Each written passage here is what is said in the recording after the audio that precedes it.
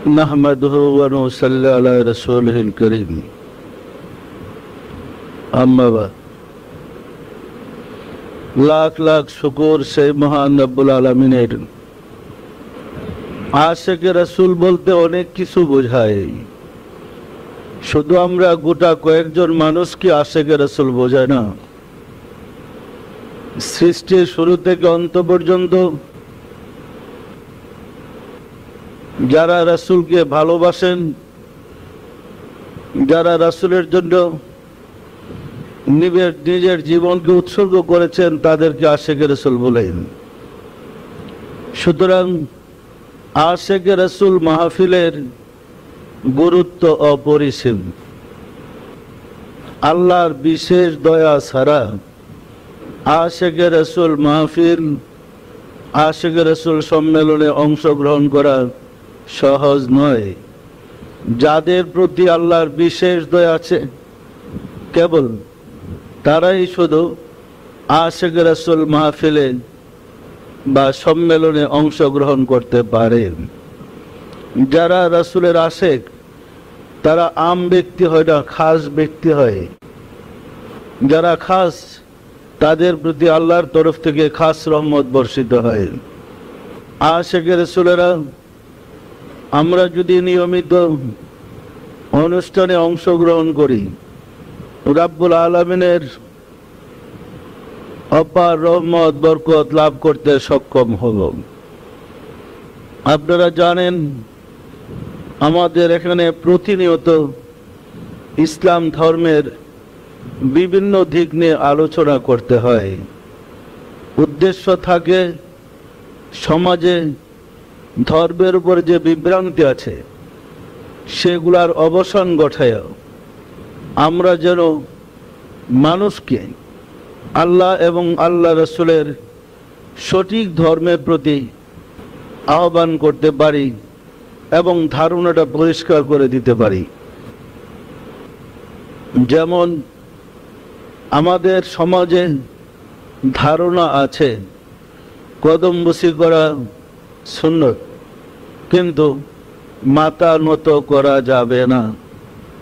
আছে না নাই? কদমবুসি করা সুন্নত, হুজুরদেরকেও বলবেন কদমবুসি করা সুন্নত, কিন্তু শর্ত মাথা নত করতে পারবেন না। তাহলে আমরা এই সুন্নতটা কিভাবে পালন করব? কদমবুসি শব্দের বাংলা অর্থ হলো কদম মানে পা, আর বুসা মানে চুমা। মাথা নত করা যাবে না, কিন্তু পায়ে চুমা দেওয়া সুন্নত। এটা কেমন সুন্নত হলো? মাথা নত করা যাবে না, পায়ে চুমা দিবেন কে? আসলে এই ব্যাখ্যা যতগুলো আসছে সব মানুষের মন গড়া ব্যাখ্যা, এর সাথে কোরআন হাদিসের কোনো সম্পর্ক নেই। কোরআন হাদিসে পরিষ্কার বলা হয়েছে কদমবুসি সুন্নত। সাহাবায়ে কেরামগণ হযরত রাসূল পাক সাল্লাল্লাহু আলাইহি ওয়াসাল্লামের কদম মুবারকে চুমু খেতেন, হাত মুবারকে চুমু খেতেন। আজও আরবের দস্তুর আছে যে জড়ায় ধরে হাতে চুমা খাওয়া, পায়ে চুমা খাওয়া। দেখেন অনেক সময় দেখা যায় আরবের মানুষে দৌড়ে গিয়ে জড়ায় ধরে চুমু খাইতেছে, দেখছেন? আমাদের দেশে ও চুমা খাইতে গেলে পিটাপিটি লেগেছে। কি লাগবে না? লাগবে না? জড়ায় ধরে একজন আরেকজনের চুমু খায় না? তাহলে পূর্ব যুগের থেকে রাসূল পাক সাল্লাল্লাহু আলাইহি ওয়াসাল্লামের জমানায় হাতে এবং পায়ে চুমু খাওয়ার বিধান ছিল। রাসূল সাল্লাল্লাহু আলাইহি ওয়াসাল্লামকে সাহাবায়ে কেরামগণ ওনার পবিত্র হস্ত মুবারকে, কদম মুবারকে চুমু খেতেন। এই হাতে এবং পায়ে চুমু খাওয়ার বিধান রাসূলের জমানায় জারি ছিল। কালক্রমে ধর্ম যখন মাদ্রাসা থেকে ভারতবর্ষে প্রসার লাভ করেছে, তখন থেকে কদমবুসি বেদাতের অন্তর্ভুক্ত হয়েছে এবং কদমবুসির বিরুদ্ধে নানান ব্যাখ্যা বিশ্লেষণ শুরু হয়েছে। রাসূলের জমানার ধর্ম একরকম, আর ভারতের জমানার ধর্ম ভিন্ন রকম। আমি বলতেছি মাদ্রাসা লাইন থেকে ভারত থেকে যে ধর্ম প্রসার লাভ করেছে সেই ধর্মের ব্যাখ্যা ভিন্ন রকম। আশিকে রাসূলেরা বলা হয় কদমবুসি করা সুন্নত, কিন্তু মাথা নত করতে পারবেন না। সাহাবায়ে কেরামগণ কদমবুসি করতেন। তাহলে এখন যদি মাথা নত না করেন, কদমবুসি সুন্নত কিভাবে পালন করবেন? যাকে কদমবুসি করবেন মাথা সোজা রেখে পায়ে দুরা টান দিয়ে চিৎ করে ফালায় চুমাটা দেন, দেখবেন কত সওয়াব পাবেন। কি সুন্নত পালন হবে? উল্টা বেড়ারে মাইরা রাইবার বুদ্ধি, কি বলেন? এটা কি সুন্নত হইল? আসলে এটা সুন্নতের পুরা বিরোধিতা হইল। কি বলেন? পরিতাপের বিষয়, হুজুররা যে ফতোয়া জানে না, জানে ধর্ম, না জানে কর্ম, আসলে কিচ্ছু জানে না। এরা সিলেবাসে কি আছে? একটা মানুষ যদি মাদ্রাসায় পড়ে, আপনার দাখিল থেকে টাইটেল পর্যন্ত বললে বড় জোর মেশকাত শরীফ আর হাদিসের মধ্যে সিয়াসেতটা, এরপরে বড় জোর আপনার কুরআন শরীফের কিছু আয়াতের অনুবাদ বা কিছু আয়াতের তাফসির, এর বিষয়ে আর কি আছে? এটুকুই কি এলেম হয়ে গেল? সিলেবাসটা আপনি একটা লাইন ধরাই দিল ধর্ম সম্বন্ধে জানার জন্য, কিন্তু সিলেবাসের বাইরে তো পুরা ধর্মই পড়ে আছে। কি বলেন? আগে আমাদেরকে ব্যাখ্যা বিশ্লেষণ করতে হয়। এই কারণে প্রথম যেতে হয় সমাজের ধারণাটা কি। তাসাউফের সাথে বর্তমান সমাজের ধর্মের সাথে অনেক পার্থক্য, কোনো মিল নেই, একটার বিপরীত আর একটা। কারণ বর্তমান সমাজের ধর্মটাই আসছে তাসাউফকে চাপানোর জন্য, তাসাউফের বিরুদ্ধে ফতোয়া দেওয়ার জন্য, বিভ্রান্তি সৃষ্টি করার জন্য। এই কারণে একটার বিপক্ষে আর একটা। এখন তাসাউফ পন্থীরা তো জিহাদ করে অভ্যস্ত নয়, এর তো মুরাকাবা করে অভ্যস্ত। কি বলেন? আর মাদ্রাসাতে বেরিয়ে তো জিহাদ করার জন্য একদম প্রস্তুত, ফতোয়া টতোয়া দেওয়া রাস্তা রাখুন। সুফিরা তো কাউরে ফতোয়া দেয় না, এত মুরাকাবা করে। বিদ্যা তো দুই প্রকার, একটা কলমের বিদ্যা, একটা কিতাবের বিদ্যা। অথচ কলমের বিদ্যার কাছে কিতাবের বিদ্যার কোনো মূল্যই নেই, একদম শূন্য। কিতাবের কোনো দামই নেই কলমের কাছে। পরিষ্কার না? পরিষ্কার না? বলতেছিলাম কদমবুসি সম্বন্ধে। বলা হচ্ছে মাথা নত করলে সেজদা হয়ে যাবে, বলে না? বলে না? এখন আমাকে বিশ্রে বাইর করতে হবে সেজদা কাকে বলে, সেজদার কয়টা শর্ত আছে, কি কি শর্ত পূর্ণ করলে আপনার সেজদা হবে। সেজদা বলে মহান মালিক রাব্বুল আলামিনের কদমে নিজের জীবনকে উৎসর্গ করার নাম সেজদা। সেজদার জন্য শর্ত ইসলামী বিধানে দিয়েছে 4টা। 1 নম্বর, সেজদার নিয়ত করতে হবে। সেজদার নিয়ত ছাড়া উপরে যদি পড়ে থাকেন সেজদা হবে না। হবে? 2 নম্বর, সেজদা করার জন্য প্রস্তুতি হিসাবে আপনাকে ওযু করতে হবে, ওযু ছাড়া সেজদা হবে না। হবে? 3 নম্বর, কিবলামুখী হইতে হবে, অর্থাৎ কাবার দিকে মুখ করে, আল্লাহর ঘরের দিকে মুখ করে আল্লাহর কদমে সেজদা করতে হবে। কাবা ঘরকে সেজদা করতে পারবেন না, কাবার মালিক আল্লাহকে সেজদা করতে হবে। 4 নম্বর, কপাল, নাক, হাত, পায়ের হাঁটু এবং বৃদ্ধ অঙ্গুলি, এই 8 অঙ্গ একসাথে জমিনে লাগাইতে হবে। তাহলে সেজদার শর্ত হলো 4টা। একটা হচ্ছে সেজদার নিয়ত করতে হবে, ওযু করতে হবে, কিবলামুখী হইতে হবে, শরীরের 8 অঙ্গ জমিনে লাগে আল্লাহকে সেজদা করতে হবে। পরিষ্কার না? পরিষ্কার না? এর মধ্যে মাথা নত করা আছে নাকি সেজদা? মাথা নত করার কথা 4টার মধ্যে পড়ছে। তাহলে মাথা নত করলে সেজদা হয় বলছে কোন গাদা? এদের কোনো এলেম কালাম আছে? এই গাদাগুলা মন গড়া উলি আল্লাহর বিরুদ্ধে জিহাদে লেগে গেছে। পরিষ্কার না? পরিষ্কার না? সেজদার শর্তের সাথে ওলি আল্লাহর সামনে মাথা নত করা, পায়ে চুমা দেওয়ার কোনো শর্ত মিলছে? এর সাথে সেজদার কি সম্পর্ক? আশিকে রাসূলেরা হেজারে আসওয়াদ, হেজারুন মানে পাথর, আসওয়াদ মানে কালো। হেজারে আসওয়াদ, আসওয়াদ পাথর একদম দুধের মতো সাদা ছিল। ওই হুজুররা এই বইলা বেড়াইতেছে মানুষের গুনাহ চুষতে চুষতে, কাবাগর আছে না, এটা একদম কালো হয়ে গেছে। আসলেও কালো। কি এটা এক সময় দুধের মতো সাদা ছিল, মানুষের পাপ চুষতে চুষতে কালো হয়ে গেছে। ওই হুজুররাই বলে যারা ওলি আল্লাহর কাছে মাথা নত করলে সেজদা হয়ে যাবে বলতেছেন। এই নির্বোধ বুঝে না, হেজারুন মানে পাথর, আসওয়াদ মানে কালো। তো পাথরটার নাম হইতো কালো পাথর, এটা কবে সাদা ছিল? কি আদিব ধর্ম দেখেন। আসওয়াদ পাথর মানে কালো পাথর, এরা জন্মের সৃষ্টির শুরু থেকেই কালো ছিল। বলে বেড়ানো হচ্ছে বেহেশত থেকে আদমকে তাড়িয়ে দেওয়ার সাথে সাথে পাথরটারও পাঠিয়ে দিছে। এই ইতিহাস আমরাও পড়েছি।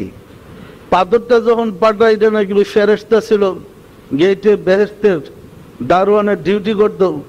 ওই শয়তানকে আপনি ডুইজা গেলে এই অপরাধে যাও, তুমি কিয়ামত পর্যন্ত শয়তানকে যখন বেহেশতে ঢুকতে দিছ, কিয়ামত পর্যন্ত আমার উম্মতদের, আমার বন্দার গুনাহ চুষতে হবে।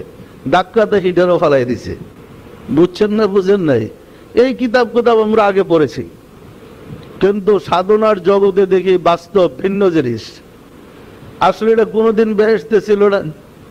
বেহেশতে পাথর থাকার কি দরকার? কালো পাথর, এই তো পাথরের দেশের পাথরই। বিষয়টা কি বুঝছেন না, বুঝেন নাই? মূল ঘটনা হচ্ছে, আল্লাহ মাফ করো, হযরত ইব্রাহিম আলাইহিস সালাম বিবি সারার কাছে বললেন, নির্বাসিত পুত্রকে দেখতে আমি হিব্রুন থেকে মক্কায় যাব। বিবি সারা বাদ সাজলেন, যেতে নিষেধ করলেন, না যেতে পারবেন না। ইব্রাহিম আলাইহিস সালাম বললেন, আমার ছেলেকে দেখতে যেতে হবেই। তো বিবি সারা বলেন, তবে একটা শর্ত আছে, আপনি যেতে পারেন, উটের পৃষ্ঠ থেকে জমিনে নামতেও পারবেন না, আর ওইখানে রাত্রি যাপনও করতে পারবেন না। কেমন শর্ত লাগাই দিল দেখেন। ইব্রাহিম আল্লাহর ইশারায় সম্মতি লাভ দিলেন। আল্লাহ নির্দেশ করলেন, যা বলে তা মেনে নেন, সম্মতি দিলেন। তখন ইব্রাহিম আলাইহিস সালাম উটের পিঠে সাওয়ার হইয়া হিব্রুন থেকে মক্কায় যাত্রা করলেন, যেখানে পুত্র ইসমাইল এবং মা হাজেরাকে নির্বাসিত করা হয়েছিল। রাস্তা প্রায় 800 কিলোমিটার। আসার পরে ইব্রাহিম আলাইহিস সালাম দীর্ঘদিন অতিক্রম করে যখন এখানে আসলেন, পুত্র ইসমাইল তার মা হাজেরাকে বলে, মা, এই লোকটাকে যিনি উটের পিঠে সওয়ার হয়ে আসতেছেন, মা তো দেখে চিনে ফেলছে। তো মা বললেন, তুমি প্রতিদিন তোমার যে পিতার সম্বন্ধে আমার কাছ থেকে জানতে চাও, উনি তোমার সেই পিতা, আল্লাহর বন্ধু, আল্লাহর নবী হযরত ইব্রাহিম আলাইহিস সালাম। উনি উট থামে দাঁড়িয়ে আছেন, ছেলে গিয়া লাফাইয়া উটের উপর উঠা পিতাকে গলায় জড়ায় ধরেছেন। পিতাও ছেলেকে গলায় জড়ায় ধরেছেন। তিনিও নবী, তিনিও নবী, দুইজনই তো আল্লাহর মনোনীত নবী। ছেলে পিতাকে জড়ায় ধরে কাঁদতেছে, পিতা ছেলেকে জড়ায় ধরে কাঁদতেছে। একটা প্রেমের বন্যা বয়ে গেল। পুত্র অনুরোধ করলেন, আব্বা দয়া করে নামেন।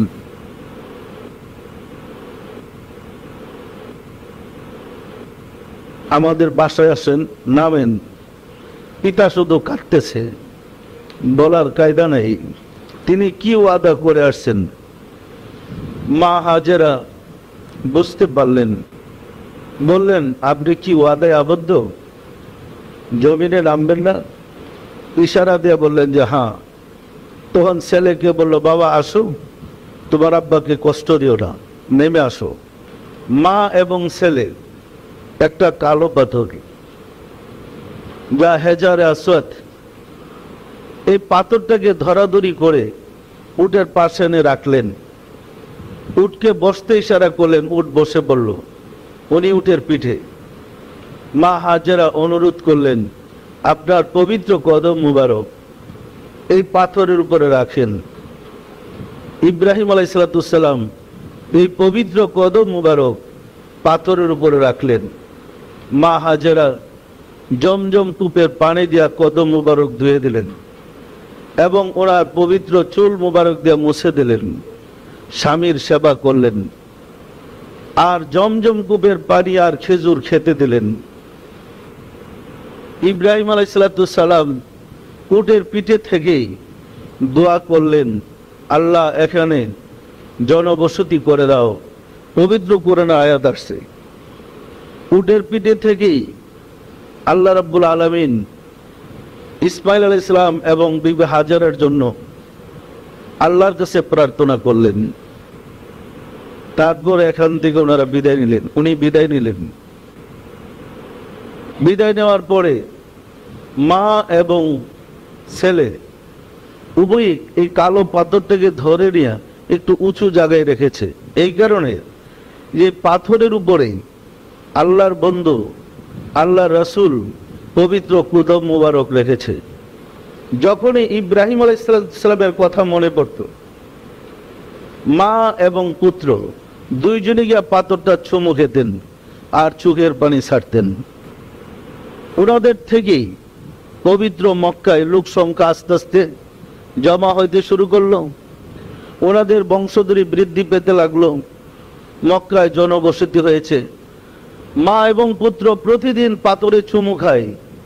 দেখা দেখি যত মানুষ আসে ওই পাথরে চুমু খাওয়ার রেওয়াজ চালু হয়েছে। বংশ পরস্পরায় এই রেওয়াজ চলে আসছে। মূল কারণ হচ্ছে আল্লাহর বন্ধু এই পাথরের উপরে পবিত্র কদম মুবারক রেখেছেন। কদম মুবারকের বরকতে এই কালো পাথরের বরকত হয়েছে। পরিষ্কার না? পরিষ্কার না? নাকি কালোর গুণগুণ আছে? ওই পবিত্র কদম মুবারকের বরকতে রেওয়াজটা চলে আসছে বংশ পরস্পরায় ওই পাথরে চুমু খাওয়ার। এই পাথরকে কাবাগরে স্থাপন করবেন। রাসূলের জমানায় কাবা নির্মাণের সময় একটা হট্টগোল লেগে গেল। ঘটনা আপনারা জানেন। 4টা গোত্র মারামারি শুরু হয়েছে।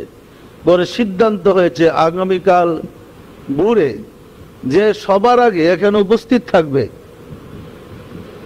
তাকে দায়িত্ব দেওয়া হবে পাথর কে কোন গোত্রের ওখানে রাখবেন। দেখা গেল ভোরে বিভিন্ন গোত্রের 4 গোত্রের লোক আসা দেখলেন আল আমিন এখানে উপস্থিত, অর্থাৎ হযরত রাসূল সাল্লাল্লাহু আলাইহি ওয়াসাল্লাম ওইখানে হাজির। 4 গোত্রের লোক আরজ করলেন, হে মুহাম্মদ, আমরা সিদ্ধান্ত নিয়েছি এই পাথরের ফায়সালা আজকে তোমাকে দিতে হবে, কে কাবা ঘরে পাথরটা স্থাপন করবে। তো রাসূল বললেন, ঠিক আছে, একটা চাদরের ব্যবস্থা করেন। ওনারা চাদরের ব্যবস্থা করলেন। 4 গোত্রের লোক ওই চাদরের 4 কোণার মধ্যে ধরলো। আল্লাহর হাবিব পবিত্র হস্ত মুবারক দিয়ে পাথরটা উঠাইলেন, উঠায় চাদরের মধ্যে দিলেন। 4 কওমের লোক ধরাধরি করে পাথরটা ওইখানে নিলেন। আল্লাহ রাসূল এখন যেখানে পাথরটা আছে এখানে স্থাপন করে দিলেন। আজও সারা পৃথিবীর মুসলমান হজ করতে গিয়া আসওয়াদ পাথরে চুমু খাচ্ছে। কি খাইতেছে না খায় নাই? চুমু খায় না খায় নাই? এবং গুনাহ মাপের জন্য আসলে চুমু কদমে চুমা দিলে তো গুনাহ মাফ হবে। কি হবে না? হবে না? গুনাহ মাফের জন্য তাড়াহুড়া করে কার আগে কে গুনাহ মাফ করাবেন, ঠেলা ঢিলের ছুটে প্রতি বছর কিছু না কিছু লোক মারা যায়। মারা যায় না? যায় না? আফসোস ইতিহাস জানা না থাকার কারণে আসওয়াদ পাথরকে বানাইলেছে গুনাহ চুষতে চুষতে আসওয়াদ হয়েছে। আসওয়াদ অর্থই তো কালো। এই ইতিহাসটা জানা দরকার ছিল না। ইব্রাহিম আলাইহিস সালামের কদম মুবারকের বরকতে আসওয়াদ পাথরের বরকত হয়েছে। কি বলেন? সত্য না মিথ্যা? আশিকে রাসূলেরা যারা মাথা নত করার বিরুদ্ধে জিহাদের ফতোয়া দিচ্ছেন, তারাই যখন হজ করতে যায় ঠেলা ঢিলের ছুটে 2-4 জন তো শহীদ হই, তবুও পাথরটা চুমু খাবে। কিন্তু মুহাম্মদের কদম তাদের নসিব নাই। যে কদমে চুমা দিলে সমস্ত পাপ রাশি ঝরে যাবে,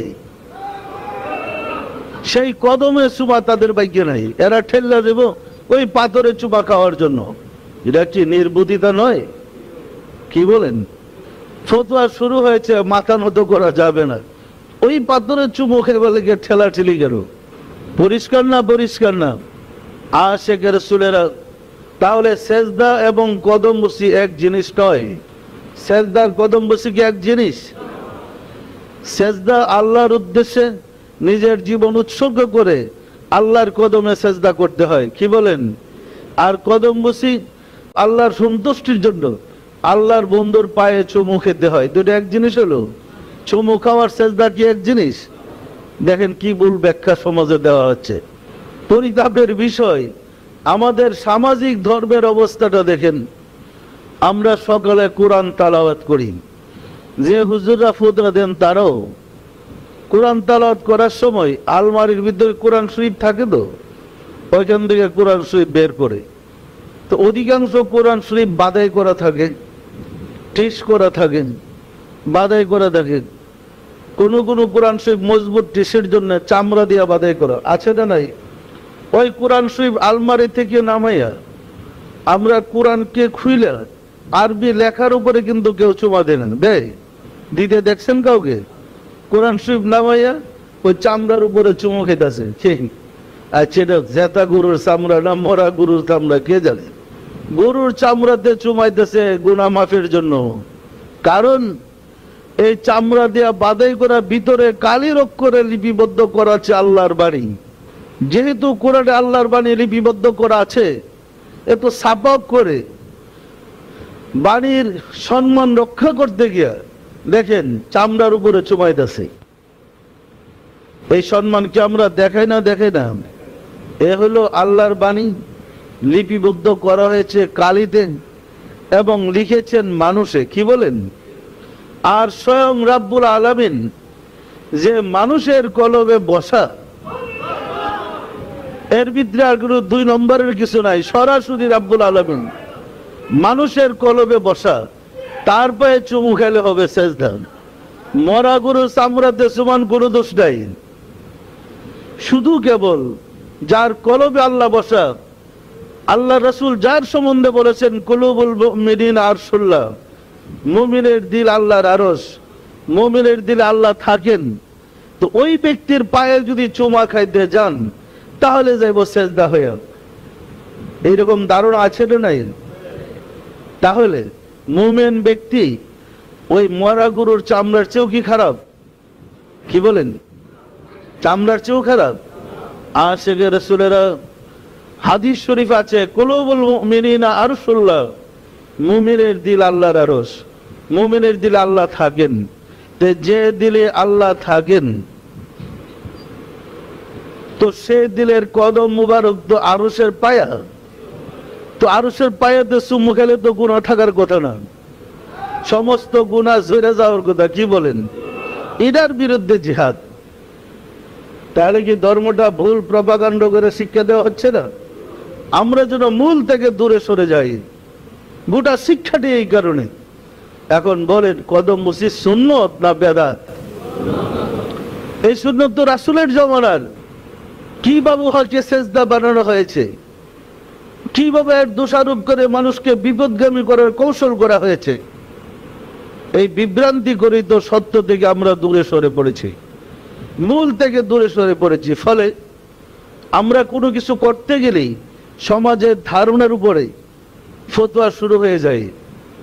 দেখা যায় নিজেদের ভিতরে ফতোয়া শুরু হয়ে যায়, অর্থাৎ মনের মধ্যে খটকা শুরু হয়ে যায়, এটা যে করলাম ঠিক করলাম না ভুল করলাম, আবার সেজদা হয়ে যায়নি। কি বলেন?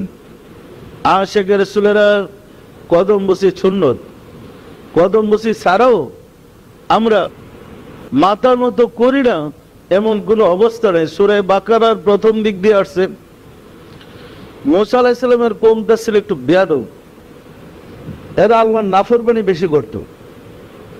মান্না সালওয়া পাঠানোর পরে এদের পছন্দটা, মুসারে কয়, হে মুসা, তোমার আল্লাহকে গিয়া বলো আমাদেরকে রসুন দেওয়ার জন্য, পেঁয়াজ দেওয়ার জন্য, গম দেওয়ার জন্য, আমরা এগুলা চাষাবাদ করে খাবো, মাগনা খাইতেছে না। দেখছে না কি সুন্দর কথা, সূরা বাকারার মধ্যে আছে।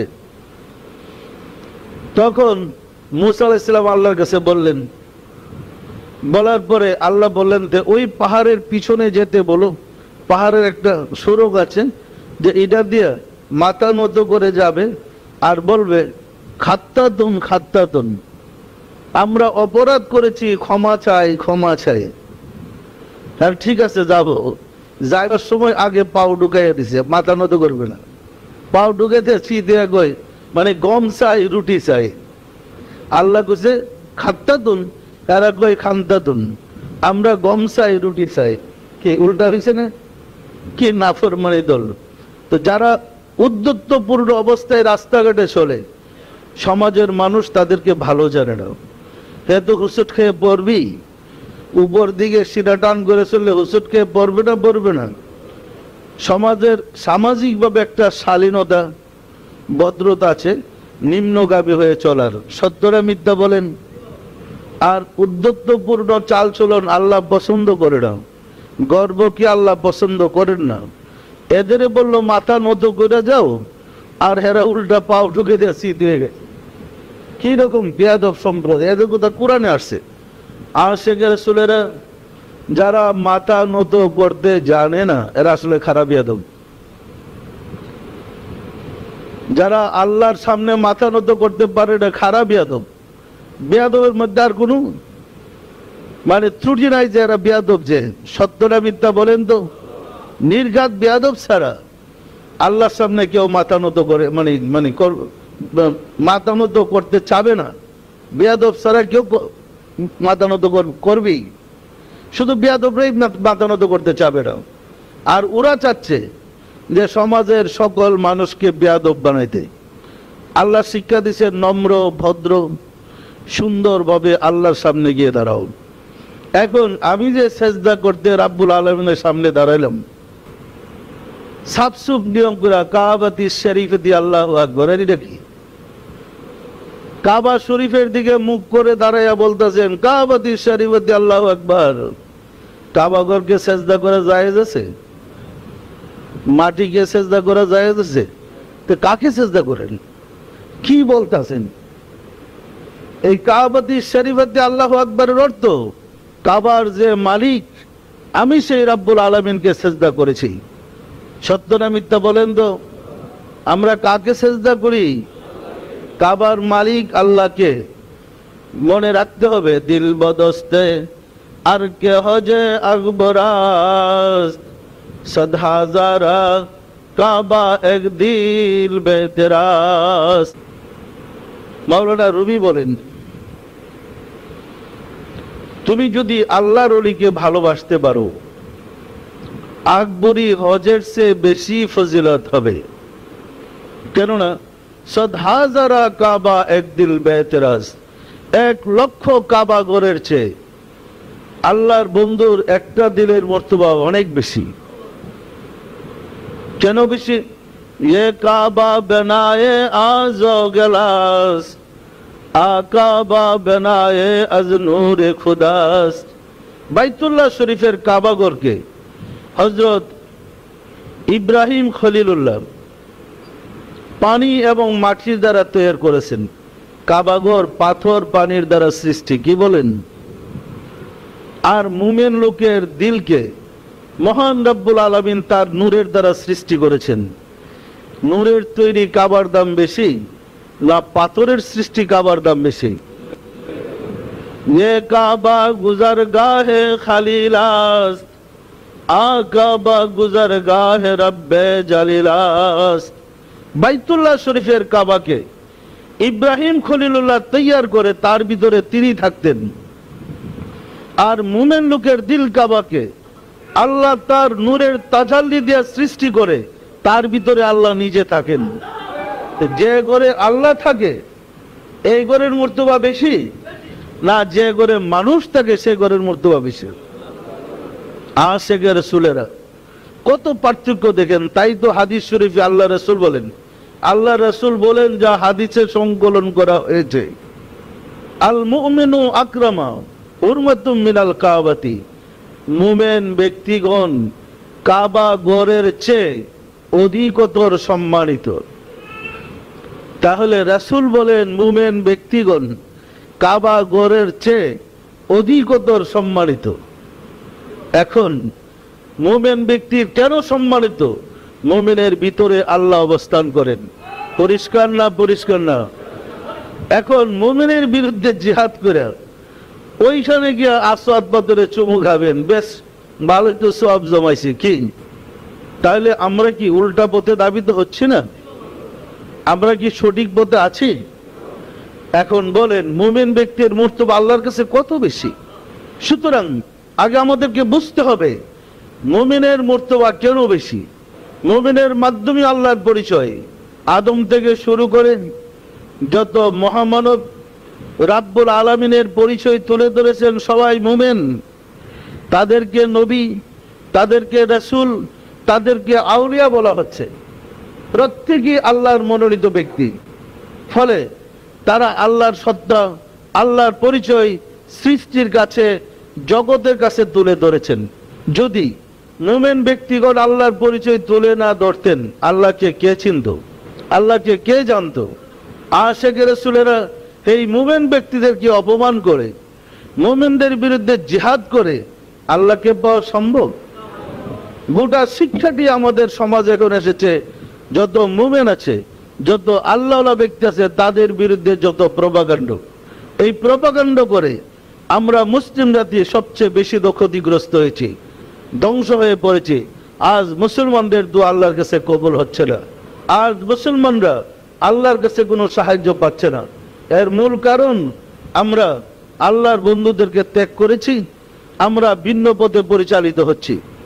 আশিকে রাসূলেরা আমাদের আবার সেই পথে আসতে হবে। আল্লাহ এবং আল্লাহর রাসূলের দয়া পেতে হলে আমাদেরকে ওনাদের মত, ওনাদের পথ, ওনাদের অনুকরণের মাধ্যমে দয়া পেতে হবে। সত্য না মিথ্যা বলেন তো? বলা হয় মাথা নত করলেই সেজদা হবে, এই তো কথাটা, যেটা দিয়ে আমাদের কাজ শুরু। গ্রাম বাংলায় আপনারা দেখেছেন এরই দানের সময় মানুষ মাঠে ধান রুইতে থাকে, রুই না? মাথা নত করে এমন লাগাইতে হয় না ধানের চারা? তাহলে এটাও কি সেজদা? মানে মাথা নত করলে সেজদা শুরু।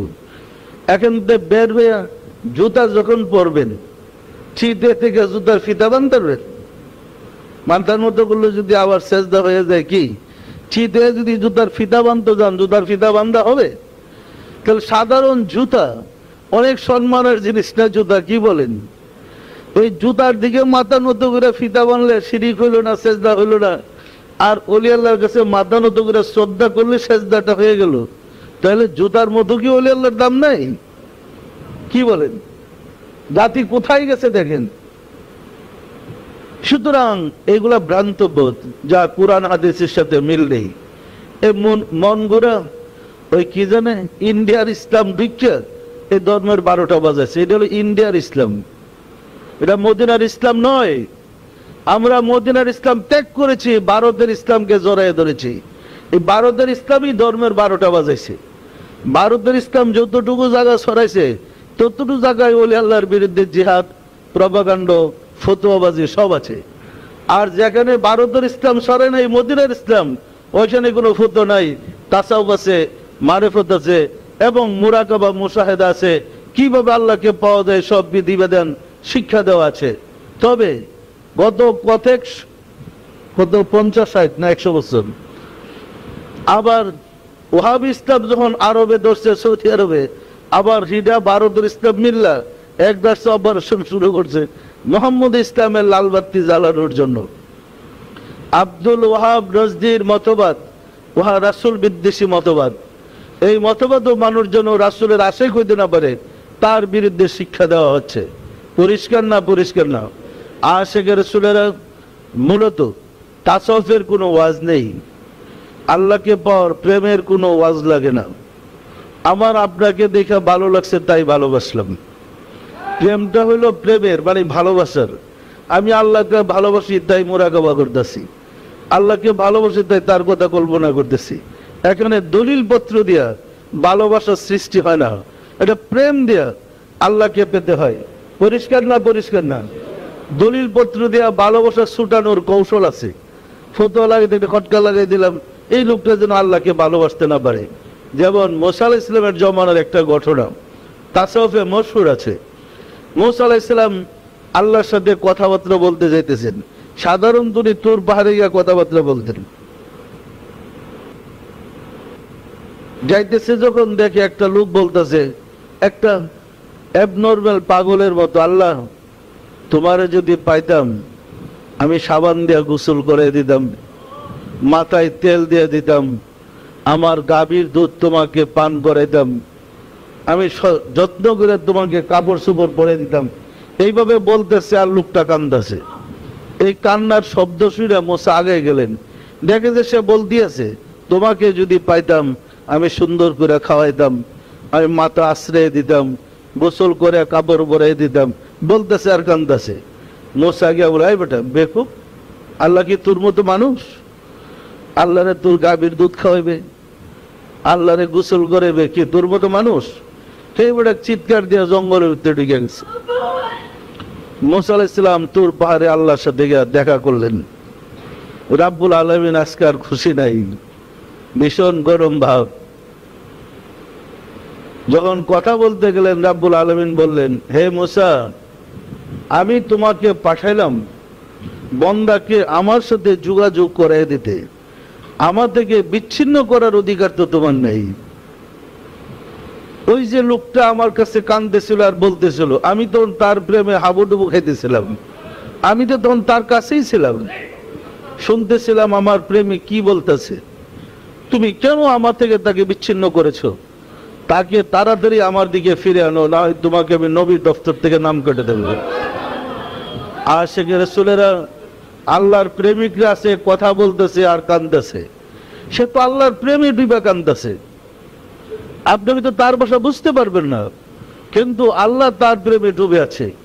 আমরা দেখেছি আমাদের অনেক ভাইদের মধ্যে, আমরা যখন আমার মুর্শিদের দরবারে ছিলাম, জজবা হইতো, জজবা অবস্থায় কি সব ভাষা বলতো বোঝা কঠিন, কিন্তু সে এমন প্রেমে ডুবা কথাবার্তা গুলা বলতো, আপনাকে যদি করে জাতা গালি গালাজ করে, হ্যাঁ আপনার শ্রদ্ধা পাড়ে এইতেছে, গালি দিলে আপনার রাগ চেতে দেবো না, কিন্তু পাগলা গালি দিচ্ছে আপনার কাছে শান্তি লাগতেছে, কোনো অশান্তি লাগে না, কারণ সে তো আল্লাহর প্রেমে ডুইবা কথাগুলো বলতেছে। সে দেখবো স্বাভাবিক কথাবার্তা বললো, আপনার চোখটা পানি আসতেছে, আপনারে বকতেছে, গালি দিতেছে, পিটাইতেছে, মানুষ তার কাছ থেকে সরতেছে না, লাঠিটা বেরিয়েছে, মানে বাড়ি খাইও সে তার যুগের মতো তার পিছে লেগে রয়েছে। আমরা এগুলো দেখেছি। এখনো আপনাদের মধ্যে অনেক লোক আছে, কোনো জায়গায় আলোচনা হইলে তরিকার কথা শুনলে দেখবেন মানুষ সব কাজ ছেড়ে তার কথা শুনতে চাইতেছে। আপনারা কোথাও আলোচনা করলে অবস্থাটা হয়? তাহলে আল্লাহর তরফ থেকে একটা প্রেমের ফায়েজ এখানে আসে, যেটা সমস্ত অবস্থাকে জমায়ে ফেলে। পরিষ্কার না? পরিষ্কার না? তবে প্রেমের ব্যাপার। সুতরাং আমরা যদি আল্লাহকে মনে প্রাণে বিশ্বাস করতে পারি আর প্রেমের সম্পর্ক আল্লাহর সাথে স্থাপন করতে পারি, তাহলে খাওয়া, চলা ফেরা, উঠা বসা, অফিস আদালত, কোর্ট কাছারি, যেখানে থাকেন সবই তো আপনার প্রেমিকের জায়গা। সব জায়গায় তো আল্লাহ আপনার সাথে আছেন, থাকবেন না? থাকবেন না? সুতরাং আমাদের সর্বাবস্থায় আমাদের মহান মালিককে কাছে রাখার অভ্যাস করতে হবে। কোন অবস্থায় মালিক আমার কাছ থেকে দূরে, এই কল্পনাটা যেন আমাদের কাছে না আসে। আর সর্বাবস্থায় যদি মালিককে কাছে রাখার অভ্যাস করতে পারেন, মৃত্যুর পরে তো তিনি কাছেই থাকবেন। কাছে থাকবেন না, দূরে চলে যাবেন, তা আপনার বইয়ের কি আছে? সর্বাবস্থায় তিনি আপনার কাছেই।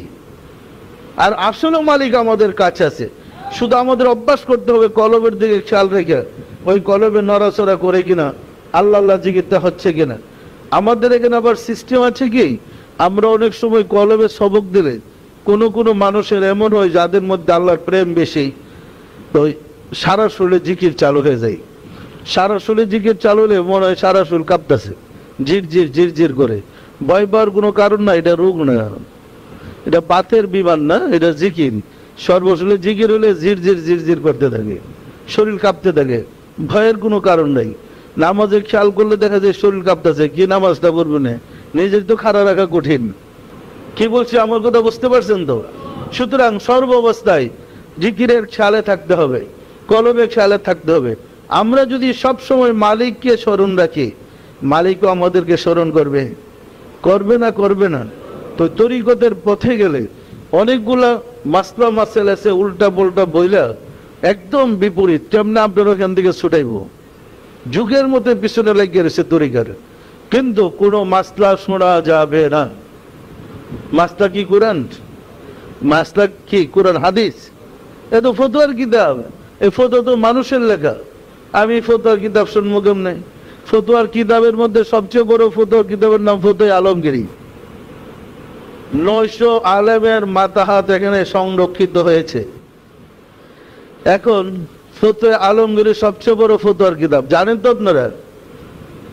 বাদশাহ আলমগীরের জমানায় এই ফতোয়ার কিতাব খান লেখা।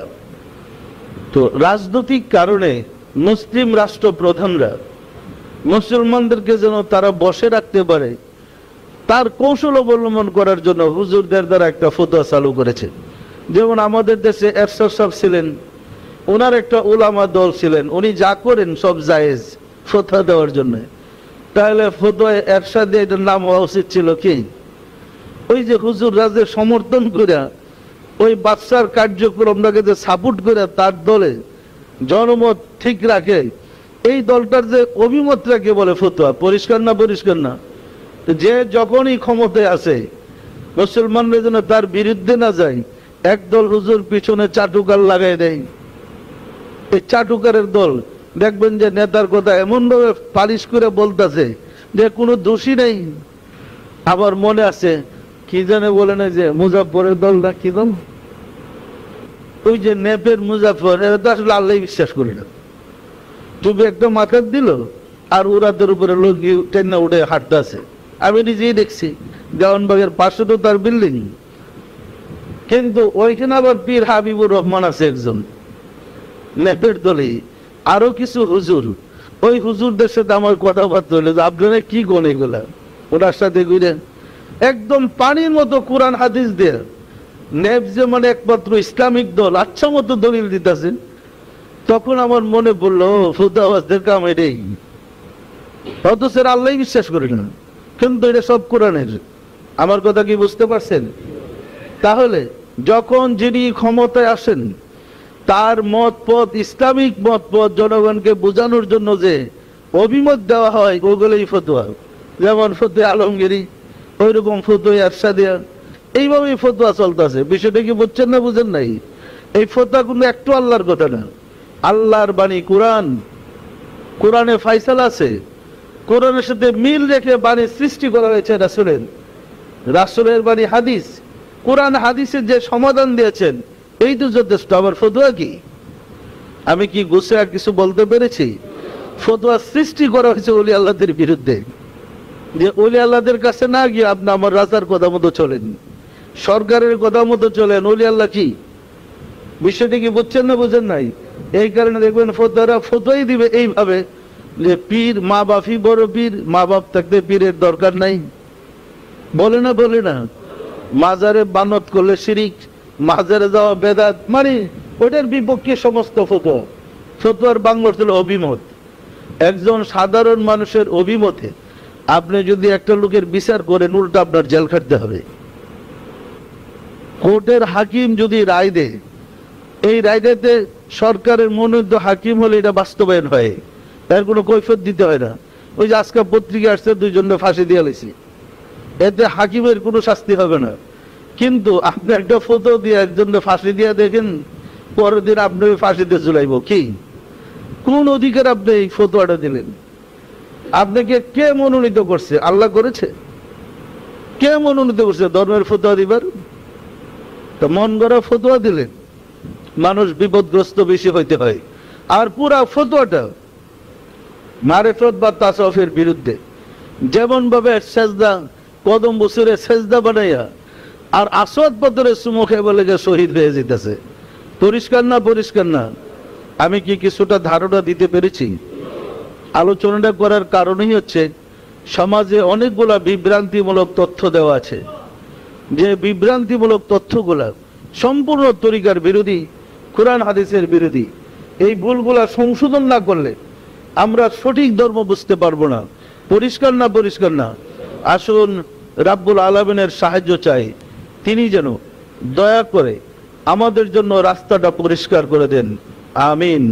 আউযু বিল্লাহি মিনাশ শাইতানির রাজিম।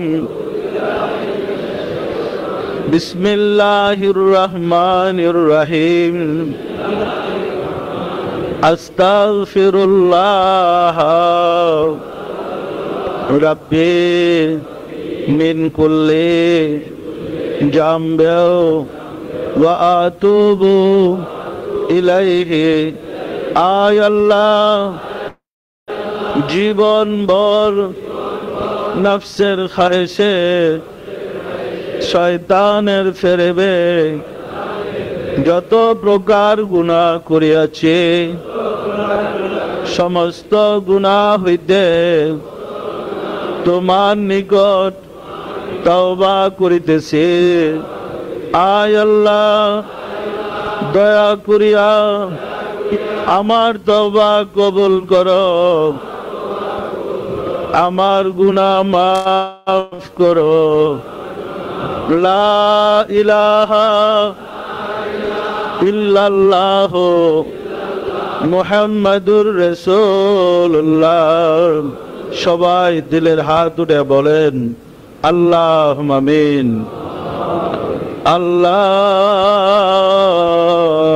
আল্লাহুম্মা আমিন ওগো দয়াল মাওলা দয়াল খুদা অদম কাঙ্গাল ভিক্ষুকেরা বাবে রহমতে তোমার প্যারা হাবিবের শানে দুরুদ আর সালাম পেশ করে মিলাদ শরীফ পড়লাম এর মধ্যে যত ভুল বেয়াদবি করেছে তোমার শাহী দরবারে তওবা করে জোরহাত করে মাফ চাই দয়া করে মাফ করে দাও মাফ করে দাও রে মাওলা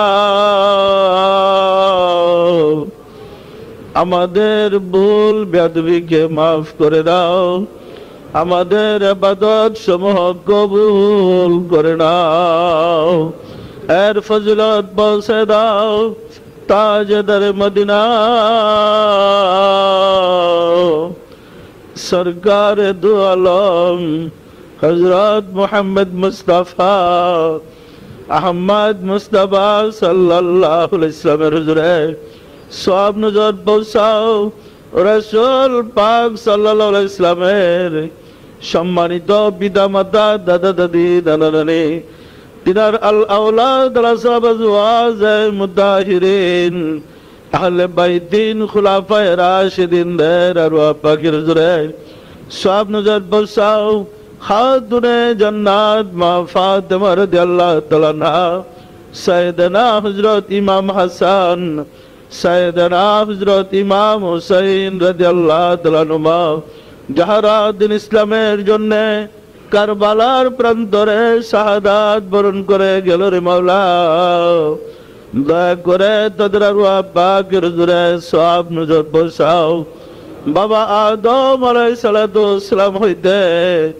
রাসূল সাল্লাল্লাহু আলাইহি ওয়াসাল্লাম পর্যন্ত যত আম্বিয়া আলাইহিস সালাতু ওয়াস সালাম তোমার দিনকে প্রচার করতে করতে দারুল বাকায় তশরিফ নিয়েছেন তাদের আরওয়াহ পাকের হুজুরে তাদের মহব্বতের জন্য আরওয়াহ পাকের হুজুরে সওয়াব নজর বসর মাওলা আমার মুর্শিদ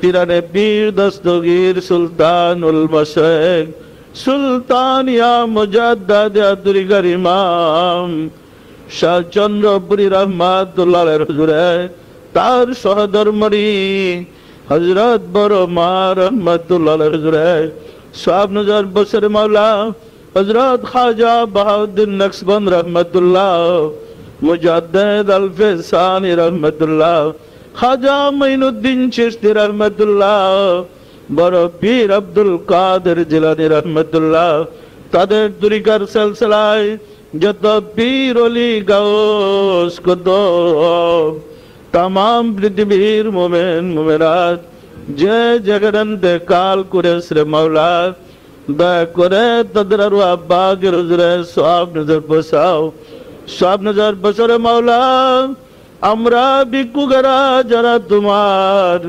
শাহী দরবারে হাত উঠাইলাম আমাদের আপন আপন গর্ভধারিণী মা জননী জন্মদাতা পিতা মহাবদৃষ্টি শ্রদ্ধা শ্বশুর শাশুড়ি দাদা দাদি নানা নানি খালু খালা ছেলে মেয়ে খেসাকরাবা যে যেখানে ইন্তেকাল করেছে রে মাওলা, দয়া করে তাদের আরওয়াহ পাকের হুজুরে সওয়াব নজর পৌঁছাও।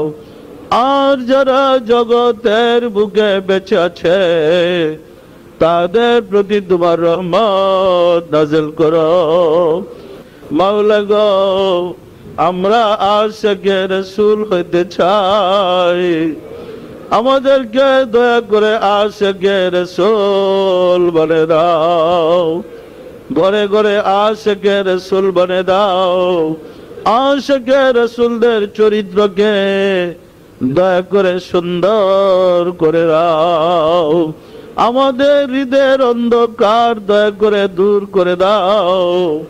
আমাদের হৃদয়কে তোমার নূরের দ্বারা আলোকিত করে দাও। আমাদের আমল আকীদাকে সুন্দর করে দাও মাওলা গো। দুনিয়ার ফিতনা ফাসাদ থেকে দয়া করে আমাদেরকে হেফাজত করো। তোমার জানার বাকি নাই এই ফিতনা ফাসাদের যুগে সিরাতুল মুস্তাকিম কত কঠিন। তুমি দয়া করে আমাদেরকে যদি সিরাতুল মুস্তাকিমে প্রতিষ্ঠিত না রাখো, আমাদের কি সাধ্য আছে আমরা সিরাতুল মুস্তাকিম আঁকড়ে ধরে রাখতে পারবো? মাওলা গো, ওগো দয়াল মাওলা, দয়াল খুদা, তোমার হাবিবের বরকতে দয়া করে আমাদেরকে সিরাতুল মুস্তাকিমে প্রতিষ্ঠিত রাখো। আমাদেরকে নূরে ঈমান ভিক্ষা দাও। আমাদের মাঝে ইসলামী জজবাত পয়দা করে দাও। আমাদের মুনাজাত কবুল করে নাও। আমিন। বাহাক লা ইলাহা ইল্লাল্লাহু মুহাম্মাদুর রাসূলুল্লাহ।